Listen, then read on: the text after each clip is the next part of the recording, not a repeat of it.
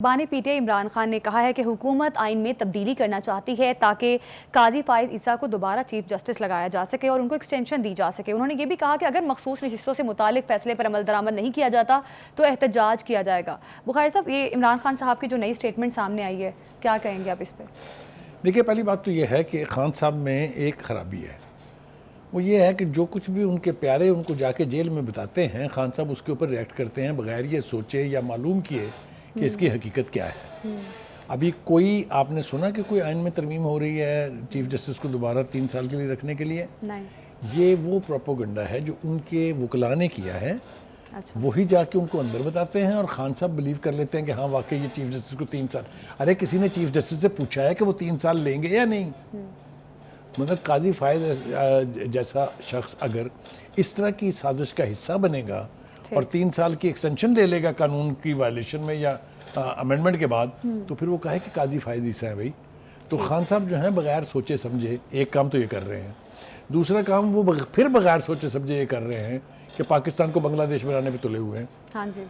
आप मुझे बताइए, अगर आप इसमें इक्वेशनें ड्रॉ करेंगे तो आपका भला होगा, इससे पार्टी को स्ट्रेंथ मिलेगी इससे। वहाँ की रियलिटीज़ कुछ और हैं, यहाँ के वाक़यात कुछ और हैं। वो है ना कि तुम्हें दोस्तों की खबर न थी, हमें दुश्मनों का पता न था, तेरी दास्तां कोई और है, मेरा वाक़या कोई और है। तो ये इन चीज़ों में कोई मुमासलत है नहीं, ना ड्रॉ करनी चाहिए। यानी आप अपने बयानात से उकसा रहे हैं लोगों को कि वो कुछ करें जो बांग्लादेश में हो। फॉर गॉड से ये क्या लीडरशिप है? अगेन लोग जाके उनको बताते हैं, वो उसको बिलीव करते हैं और बयान ठोक देते हैं। वो कह रहे हैं हम तो एहतजाज करेंगे। ठीक है भाई, एहतजाज तो पिछले जुमे को भी हुआ है ना। आपने देखा सारा मुल्क बाहर आ गया था, 25 करोड़ अवाम। और खुद रियलिटी से सीखे फॉर गॉड सेक। वर्कर्स जो हैं, देखिए वर्कर्स, आप कोई मूवमेंट उठा के देख लीजिए बड़ी। एक वक्त होता है जब आप उनको जिस तरीके से वजीराबाद के लॉन्ग मार्च में आप ले गए थे, जिस तरह उससे पहले आपने जितने जलसे किए इक़्तिदार से निकलने के बाद, कितनी तादाद में लोग आते थे। अब क्यों नहीं आते? उनकी भी एक पेशेंस की हद है ना। जब आपके लिए वो निकले, उन्होंने काम किया, वो पकड़े गए हैं, तो आप कहते हैं हमारे बंदे ही नहीं है। वो तो कहते हैं तो एजेंसियों के बंदे हैं, तो कौन निकलेगा उसके लिए? ये वो रियलिटीज़ हैं जो वो बावर करने के लिए या मानने के लिए तैयार नहीं है।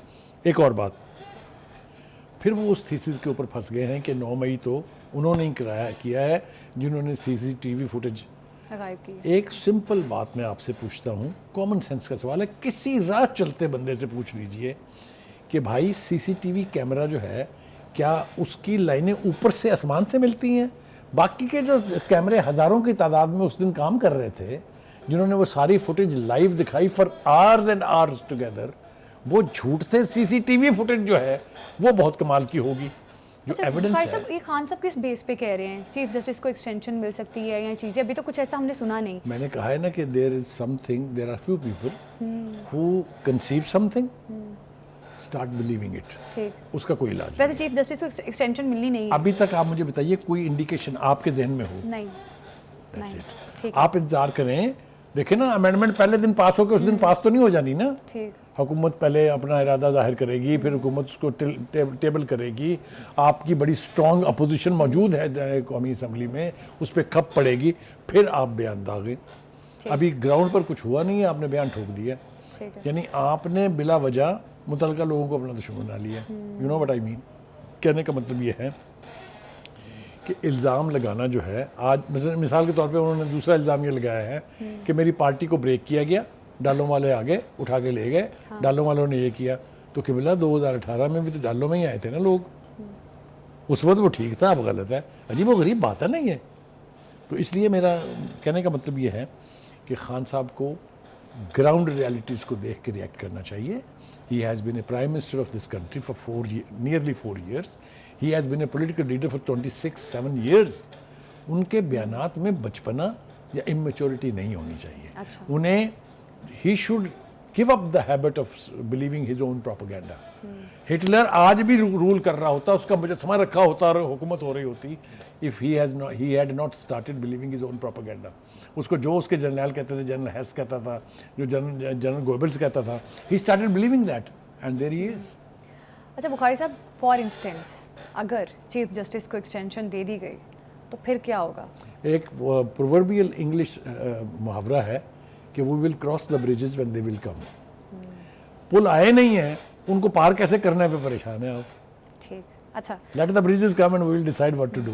खान साहब ये भी कह रहे हैं कि मेरी एस्टेब्लिशमेंट से राब्ते का सुनकर इनकी टांगें कांप जाती हैं, तो वो कह रहे हैं मुझे मुज़ाकरात में जल्दी नहीं है, जब करने हो मुज़ाकरात कर लें। तो अभी भी कहीं ना कहीं वो एक ऑप्शन दे रहे हैं कि अब आप देखिए, ईमानदारी से सोचिए, आप समझते हैं कि उनको जेल से बाहर आने की जल्दी नहीं है?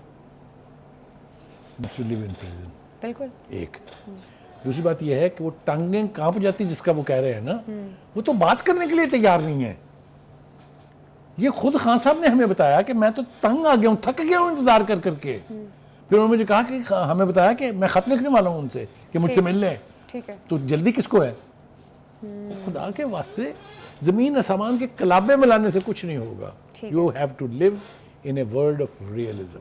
And let me tell you, in prison, due to his people who visit him and give him a different rosy picture, he has no connection with ground realities.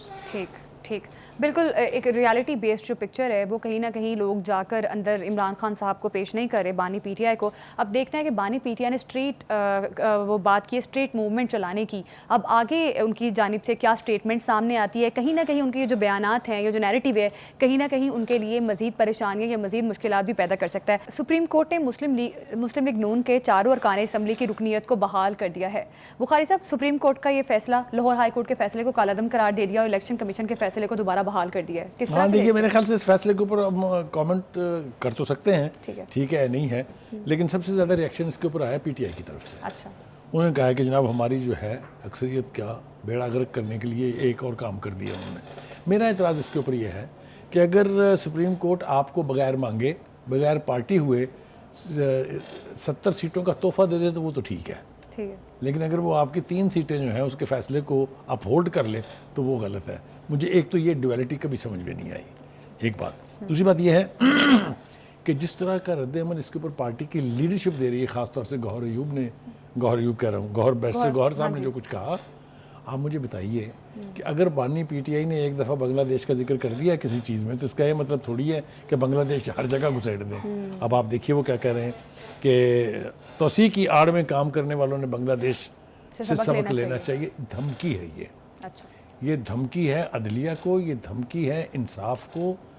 ये रवैया जब तक जारी रहेगा तब तक मैं आपको ईमानदारी से कहता हूँ कि खान साहब को कभी सही पिक्चर का पता नहीं चलेगा, और वो इन लीडरान के इन बयानात और इनके फीडबैक के ऊपर रिएक्ट कर देते हैं और उसके बाद उसका नतीजा भुगतने के लिए उन्हें तैयार रहना पड़ता है। अच्छा, बैरिस्टर गौहर कह रहे हैं हमें शदीद तहफ़्फ़ुज़ात है सुप्रीम कोर्ट के फैसलों पर। मैंने अर्ज़ किया ना कि वो जो पहला फैसला था उसके ऊपर तो उन्होंने कहा जिंदाबाद, और ये जो फैसला इसके ऊपर कह रहे हैं सुप्रीम कोर्ट की ऐसी तैसी, तो अब कौन से which part of their statement should I trust? ठीक है, तो ये डुअलिटी ख़त्म होनी चाहिए।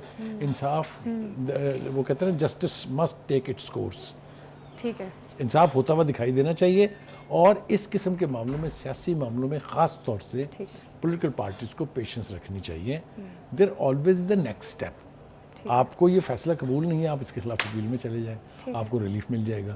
ये इस तरह की जो जुमलाबाजी है ना, जिस तरह की हम देख रहे हैं, मैंने मिसाल भी आपको दी, इससे इज्तनाब करना चाहिए। बिल्कुल, इस किस्म की जुमलाबाजी से इज्तनाब करना चाहिए किसी भी पॉलिटिकल वर्कर को। अभी प्रोग्राम से हमें दीजिए इजाज़त, कल फिर मुलाकात होगी। अल्लाह हाफिज़।